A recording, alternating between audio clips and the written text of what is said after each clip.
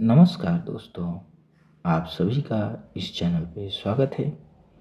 आज इस वीडियो के अंतर्गत हम देखने वाले हैं स्कंदगुप्त नाटक।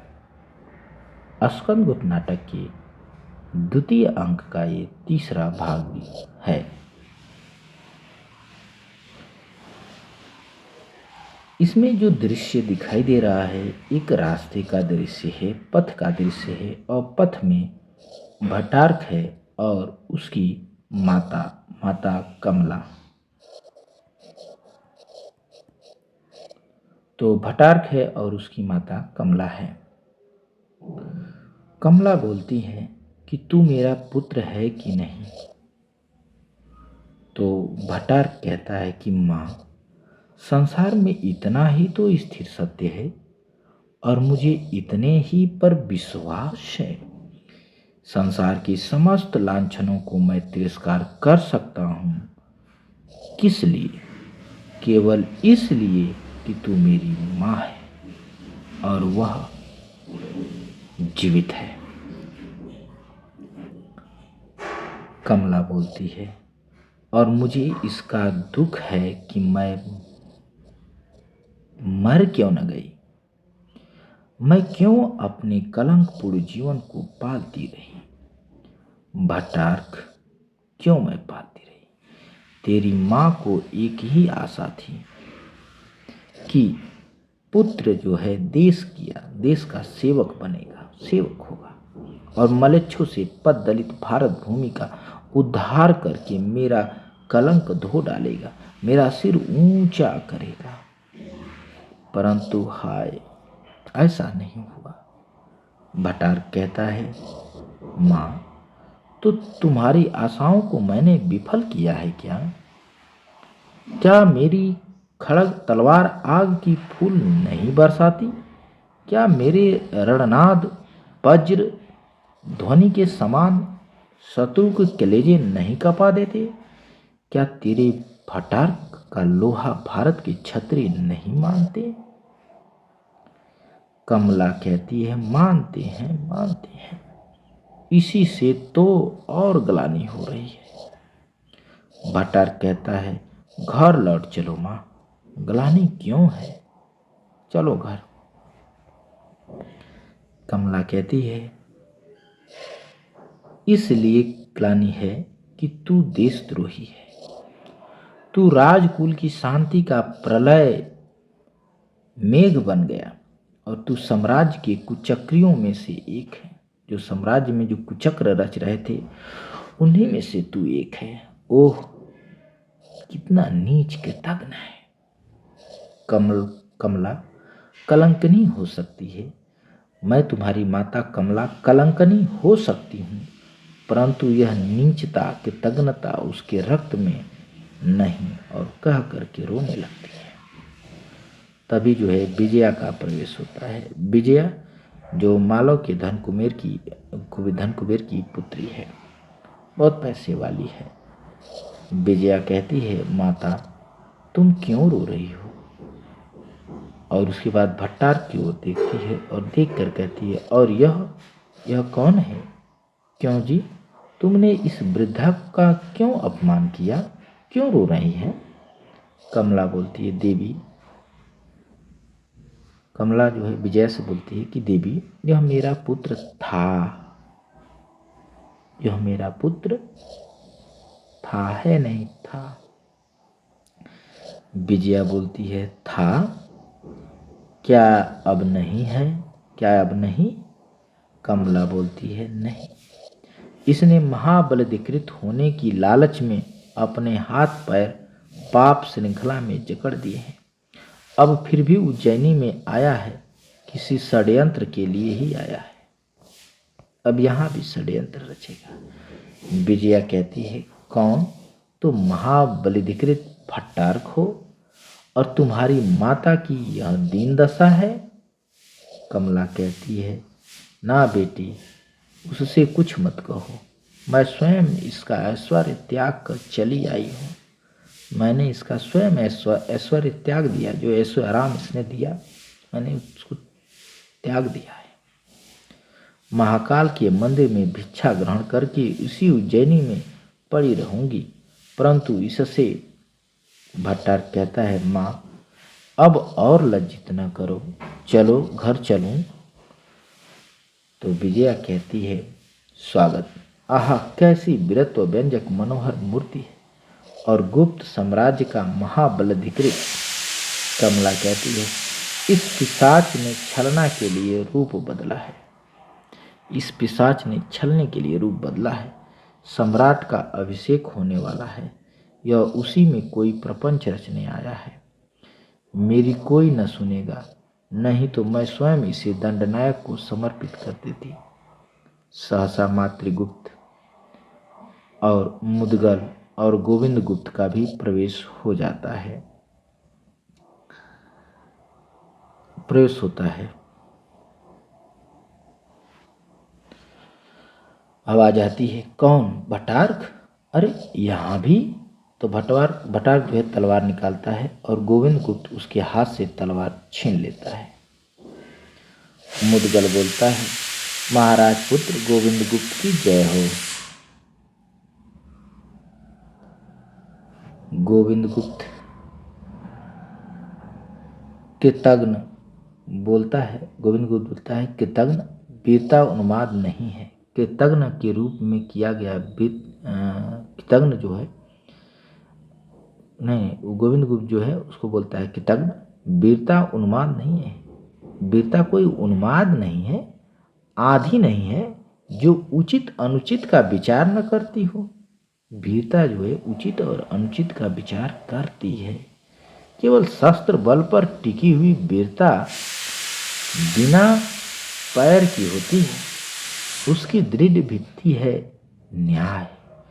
तू उसे कुचलने पर सिर ऊंचा उठाकर नहीं रह सकता। मातृगुप्त, बंदी करो, इसे बंदी बनाओ। और तुम कौन हो भद्रे? उसके बाद बोलता है कि हे भद्रे, तुम कौन हो? तो कमला बोलती है कि मैं इसी कृतघ्न की माता हूँ। अच्छा हुआ, मैं तो स्वयं यही विचार करती थी। गोविंद गुप्त कहता है, यह तो मैंने अपने कानों से सुना है। धन्य हो देवी, तुम जैसी जननियां जब तक उत्पन्न होंगी तब तक आर्य राष्ट्र का विनाश असंभव है। और यह युवती कौन है? यह लड़की कौन है? यह युवती कौन है? कमला कहती है, मुझे सहायता देती थी। कोई अभिजात कुल की कन्या है, इसका कोई अपराध नहीं है। मुदगल कहता, अरे राम, यह भी अवश्य कोई भयानक स्त्री होगी। मुदगल बोलता है, तो मातृगुप्त कहता है, परंतु यह अपना कोई परिचय भी नहीं दे रही है। तब विजया कहती है कि मैं अपराधनी हूँ, मुझे बंदी करो।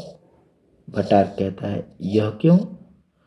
इस युवती से तो मैं परिचित भी नहीं हूँ, फिर क्यों अपराधनी है? इसका कोई अपराध नहीं है। भट्टार कहता है, इसका कोई अपराध नहीं है। विजया कहती है, स्वागत।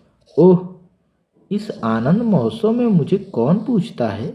मैं मालव में अब किस काम की हूँ? जिसके भाई ने समस्त राज्य अर्पण कर दिया हो, जिसके भाई ने समस्त राज्य को ही अर्पण कर दिया हो, वह देवसेना और कहाँ मैं? तब तो मेरा यही। भट्टार की ओर देखती है और बोलती है। गोविंद गुप्त बोलता है कि भद्रे, तुम अपना स्पष्ट परिचय दो। तो विजया कहती है, मैं अपराधनी हूँ। मातृगुप्त कहता है, परंतु तुम्हारा और भी कोई परिचय होगा, कि केवल यही परिचय है अपराधनी हूँ? तो विजया कहती है, यही कि मैं बंदी होने की अभिलाषणी हूँ। मेरा परिचय यही है कि मैं बंदी होने की इच्छा रखती हूँ। कमला कहती है, वत्से, तुम अकारण क्यों दुख उठाती हो?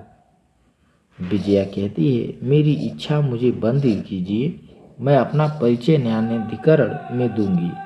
यहाँ मैं कुछ न कहूँगी। मेरा यहाँ अपमान किया जाएगा तो आर्य राष्ट्र के नाम पर मैं तुम लोगों पर अभियोग लगाऊंगी। गोविंद गुप्त कहता है, क्यों भट्टार, यदि तुम ही कुछ कहते कौन है ये, इसके बारे में कुछ बताओ। भट्टार कहता है मैं कुछ नहीं जानता कि यह कौन है, मुझे भी विलंब हो रहा है, शीघ्र न्यायाधिकरण में ले चलिए, शीघ्र ही हम लोगों को न्यायाधिकरण में ले चलिए, हमें लेट हो रहा है। और मुदगल जो है मुदगल और वृद्धा कमला, ये तो इसका क्या किया जाए। तो गोविंद गुप्त कहता है वह बंदी नहीं है, परंतु एक बार स्कंद के समक्ष उसे चलना होगा।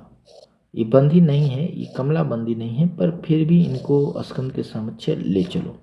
मातृगुप्त कहता है तो फिर सब चले। मातृगुप्त कहता है तब सभी लोग चलते हैं। अभिषेक का भी समय समीप आ गया है और सब लोग चले जाते हैं। राजसभा का दृश्य है।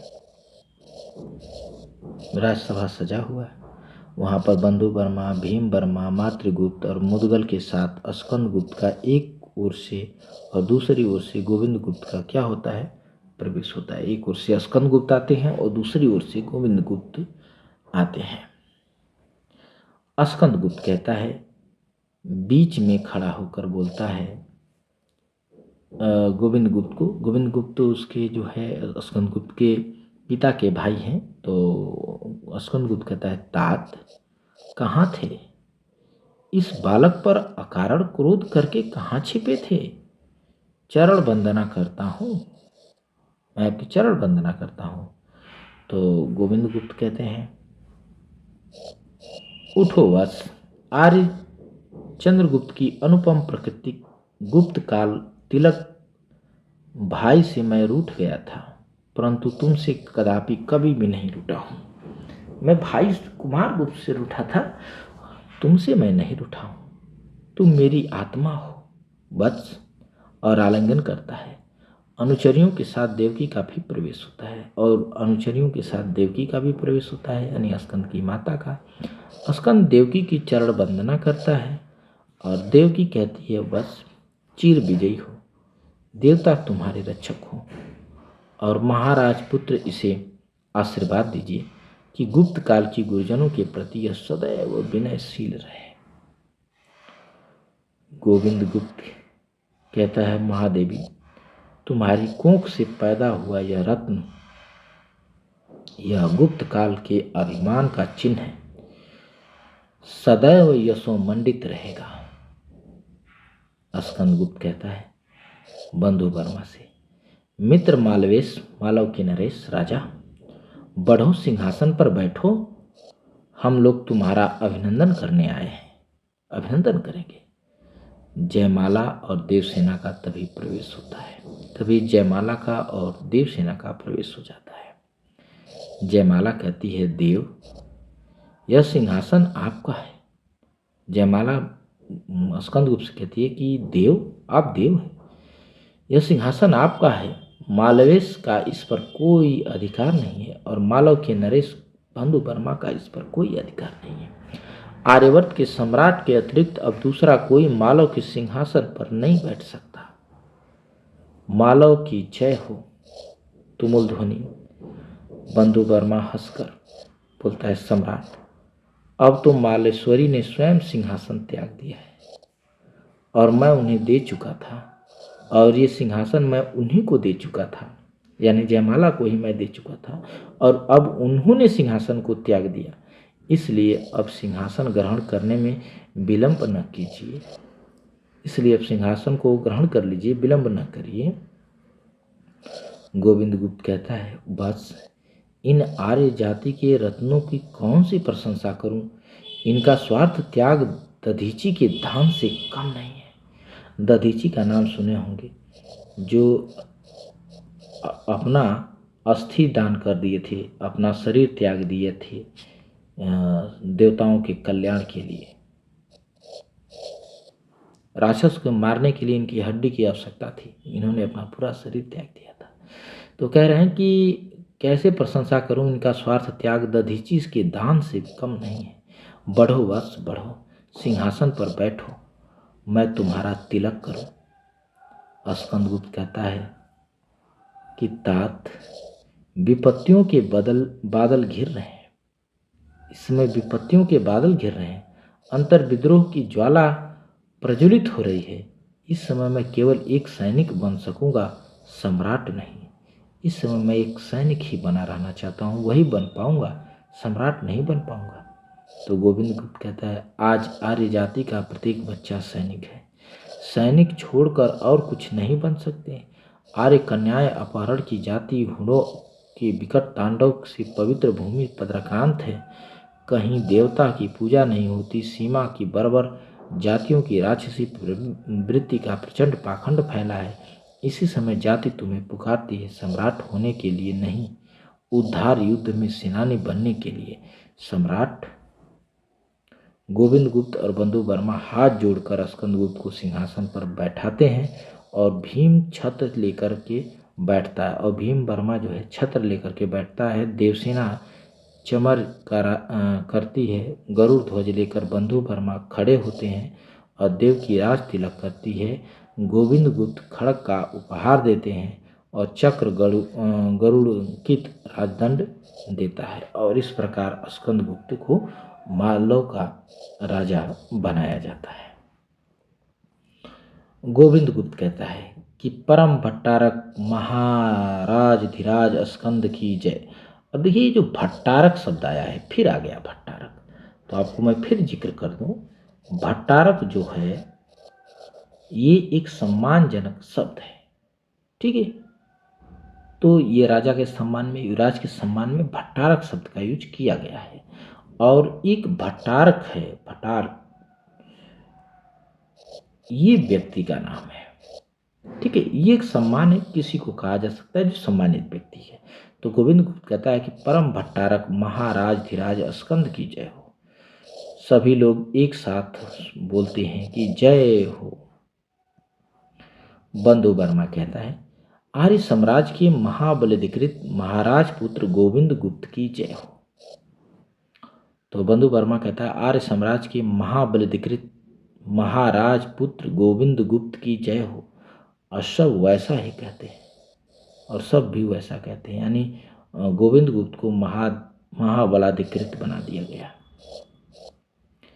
स्कंदगुप्त कहता है, आर्य इस गुरुभार उत्तरदायित्व का सत्य से पालन कर सकूं और आर्य राष्ट्र की रक्षा में सर्वस्व अपना अर्पण कर सकूं, आप लोग इसके लिए भगवान से प्रार्थना कीजिए और आशीर्वाद दीजिए कि स्कंदगुप्त अपने कर्तव्य से, स्वदेश सेवा से कभी विचलित न हो।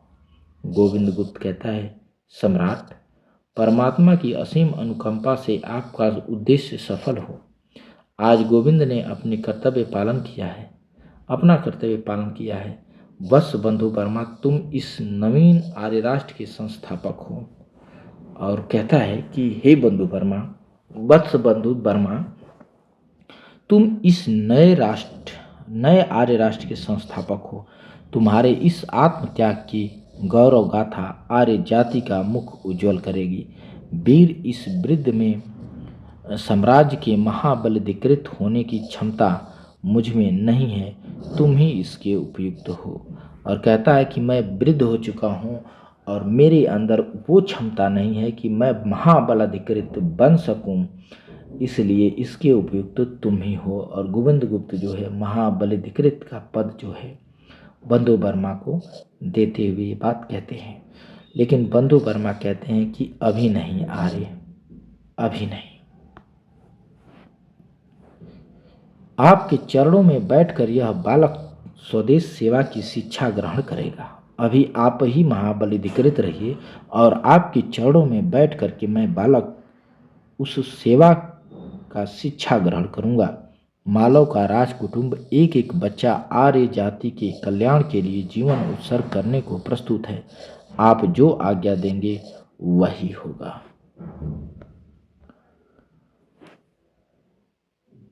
तब यहाँ आवाज आती, धन्य धन्य। स्कंदगुप्त कहता है, तात, पर्णदत्त इस समय नहीं है। स्कंदगुप्त कहता है कि हे तात, पर्णदत्त इस समय नहीं है। चक्रपालित कहता है, सम्राट, वह सौराष्ट्र की चंचल राजनीति को देख रेख में लगे हुए हैं।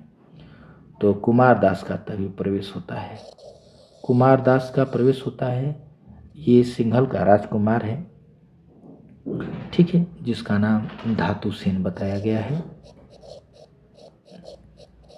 धातुसेन उसका प्रवेश होता है। मातृगुप्त बोलते हैं कि सिंहल के युवराज कुमार धातुसेन की जय हो। सब आश्चर्य से देखने लगते हैं। स्कंदगुप्त कुमारदास सिंहल के युवराज। स्कंदगुप्त कहते हैं कि कुमारदास सिंहल के युवराज। मातृगुप्त कहता है हाँ महाराज धीराज, ये सिंहल के युवराज हैं। स्कंदगुप्त कहता है अद्भुत वीर युवराज, तुम्हारा स्नेह क्या कभी भूल सकता हूँ, आओ स्वागत है। और सब मंच पर बैठ जाते हैं। गोविंद गुप्त बंदियों को ले आओ। गोविंद गुप्त कहते हैं कि अब जो है बंदी जो हैं उनको ले आओ। सैनिकों के साथ भटार्क, सैनिक जो है भटार्क को लेकर के आते हैं, उसको बंदी बनाया गया है, उसको लेके आते हैं। सर्वनाग को लेके आते हैं, वो भी बंदी है। विजया को ले आते हैं और कमला का प्रवेश होता है। कमला बंदी नहीं है, उसका प्रवेश होता है। स्कंदगुप्त कहता है क्यों सर्व, तुम क्या चाहते हो। सर्वनाग कहता है सम्राट मुझे वध की आज्ञा दीजिए, ऐसे नीच के लिए और कोई दंड नहीं है। कह रहा है कि मुझे वध की आज्ञा दीजिए, मेरी हत्या करवा दीजिए, मैं नीच हूँ और इस नीच के लिए इससे बड़ा कोई दंड नहीं है। स्कंदगुप्त कहता है नहीं, मैं तुम्हें इससे भी कड़ा दंड दूंगा जो वध से भी उग्र होगा। मैं इससे भी कड़ा दंड तुम्हें देना चाहता हूँ जो वध से भी ज़्यादा उग्र है। सर्वनाग कहता है वही हो सम्राट, वही हो सम्राट जो आप चाहते हो। जितनी यंत्रणा से यह पापी प्राण निकाला जाए उतना ही उत्तम होगा। जितने ही कष्ट देकर के इस प्राण को मेरे अंदर से निकाला जाएगा उतना ही उत्तम होगा, क्योंकि यह उसी के लायक है। स्कंदगुप्त कहता है कि परंतु मैं तुम्हें मुक्त करता हूँ। स्कंदगुप्त कहता है कि मैं तुम्हें मुक्त करता हूँ, क्षमा करता हूँ, तुम्हारे अपराध ही तुम्हारे मर्म स्थल पर सैकड़ों बिच्छुओं के डंक की चोट करेंगे। आजीवन तुम उसी यांत्रणा को भोगो, क्योंकि रामा, साध्वी रामा को मैं अपनी आज्ञा से विधवा न बनाऊंगा। रामा सती, तेरे पुण्य से आज तेरा पति मृत्यु से बच गया। स्कंदगुप्त कहता है कि हे रमा, तू सती है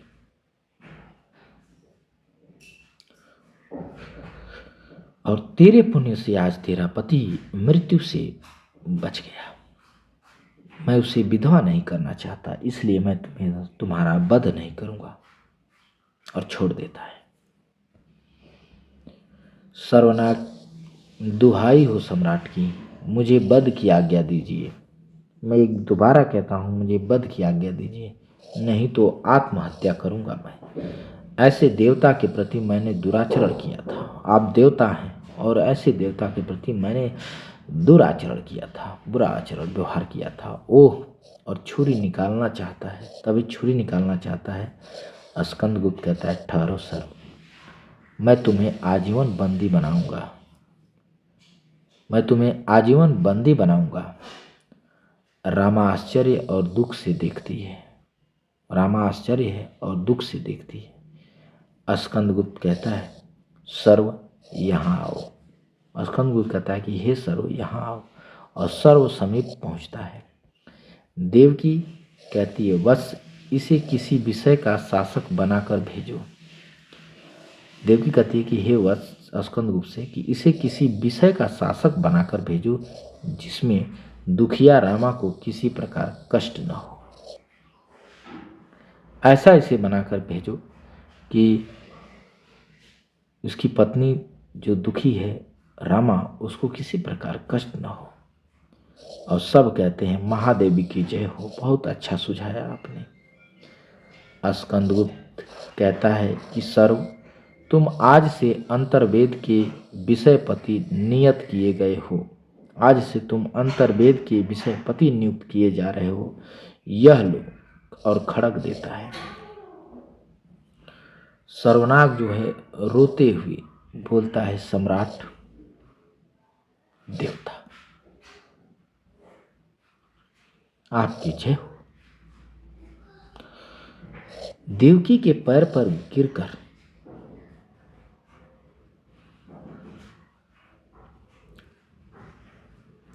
क्योंकि यही तो मारने वाला था ना। गिर कर बोलता है, माँ मुझे क्षमा करो, मैं मनुष्य से पशु हो गया था, अब तुम्हारी ही दया से मैं मनुष्य हुआ। आशीर्वाद दो जगदत्री कि मैं देव चरणों में आत्म बलि देकर जीवन सफल करूं।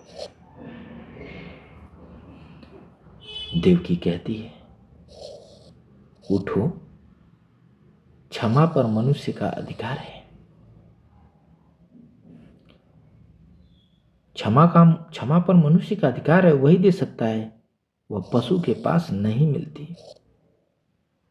प्रतिहिंसा पाशु धर्म है और प्रतिहिंसा तो पशु का धर्म है। मैं पशु नहीं। उठो, मैं तुम्हें क्षमा करती हूं। उसके बाद सर्व खड़ा होता है, यानी सर्वनाग क्या होता है, खड़ा हो जाता है। स्कंदगुप्त अब भट्टार्क से कहता है कि भट्टार्क, तुम इस गुप्त साम्राज्य के महाबलिधिकृत नियत किए गए थे कि हे भट्टार्क, तुम इस गुप्त साम्राज्य के महाबलिधिकृत नियुक्त किए गए थे और तुम ही साम्राज्य लक्ष्मी महादेवी की हत्या के कुचक्र में सम्मिलित हो। यह तुम्हारा अक्षम्य अपराध है। भट्टार्क कहता है, मैं केवल राजमाता की आज्ञा का पालन करता था। मैं तो केवल राजमाता की आज्ञा का पालन करता था। देवकी कहती है कि क्यों भट्टार्क, तुम यह उत्तर सच्चे हृदय से देते हो? क्या ऐसा कहकर तुम स्वयं अपने को धोखा देते हुए औरों को भी प्रवंचित नहीं कर रहे हो?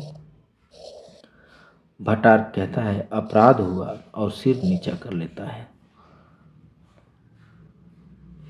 स्कंदगुप्त बोलता है, तुम्हारे खड़ग पर साम्राज्य को भरोसा था।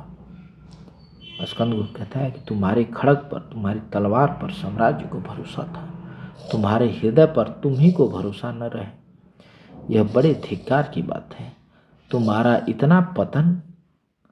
भट्टार्क स्तब्ध रहता है और विजया की ओर देखकर कहता है, स्कंदगुप्त बोलता है, विजया की ओर देखता है और बोलता है, और तुम विजया, तुम क्यों इसमें तुम क्यों शामिल हुई हो? देवसेना कहती है, तब देवसेना कहती है कि सम्राट, विजया मेरी सखी है। तब देवसेना कहती है कि ये सम्राट, ये विजया मेरी सखी है। विजया बोलती है कि परंतु मैंने भट्टार्क को वरण किया है। विजया कहती है कि मैं इसलिए दोषी हूँ क्योंकि मैंने भट्टार्क को क्या कर लिया, वरण कर लिया है। जयमाला कहती है, विजया, जयमाला कहती है कि विजया, विजया कहती है, हाँ कर चुकी देवी। देवसेना कहती है, उसके लिए दूसरा उपाय न था? राजाधिराज प्रतिहिंसा मनुष्य को इतना नीचे गिरा सकती हो? परंतु विजया तूने शीघ्रता की, परंतु हे विजया तूने शीघ्रता की।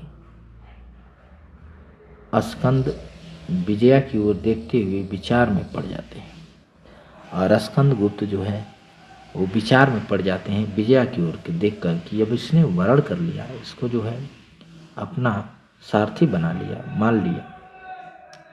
तब उस पर विचार करने लगते हैं। गोविंद गुप्त कहते हैं कि यह वृद्ध इसी के तग्न भट्टार्क की माता है। कहते हैं गोविंद गुप्त की यह जो वृद्धा आपको दिखाई दे रही है, ये इसी के तग्न भट्टार्क की ही माता है और भट्टार्क के नीच कर्मों से बड़ी दुखी है और दुखी होकर के उज्जैनी चली आई है। स्कंदगुप्त कहता है, परंतु विजया तुमने यह क्या किया? देवसेना कहती है, स्वागत, जिसकी मुझे आशंका थी वही है। विजया, आज तू हार कर भी जीत गई। देवकी कहती है, बस आज तुम्हारे शुभ महाभिषेक में एक बूंद भी रक्त न गिरे। और देवकी कहती है कि हे वत्स, आज तुम्हारे इस शुभ अवसर पर, शुभ महाभिषेक में एक बूंद भी रक्त नहीं गिरनी चाहिए। तुम्हारी माता की भी यह मंगल कामना है और तुम्हारी माता की यही इच्छा है कि तुम्हारा शासन दंड क्षमा के संकेत पर चले, कि तुम्हारा जो शासन है, शासन दंड है, वो क्षमा के संकेत पर चले। उसमें क्षमा हो। आज मैं सबके लिए क्षमा प्रार्थनी हूँ और आज मैं सबके लिए क्षमा मांगती हूँ तुमसे। कुमारदास कहता है आर्य नारी सती कि हे आर्य नारी सती देवकी, तुम धन्य हो। इसी गौरव से तुम्हारे देश का सिर ऊंचा रहेगा। स्कंदगुप्त कहता है जैसी माता की इच्छा और सभी को क्षमा किया जाएगा। मातृगुप्त परमेश्वर परम भट्टारक महाराज धीराज स्कंदगुप्त की जय हो। और मातृगुप्त कहता है कि परमेश्वर परम भट्टारक महाराज धीराज स्कंदगुप्त की क्या हो, जय हो।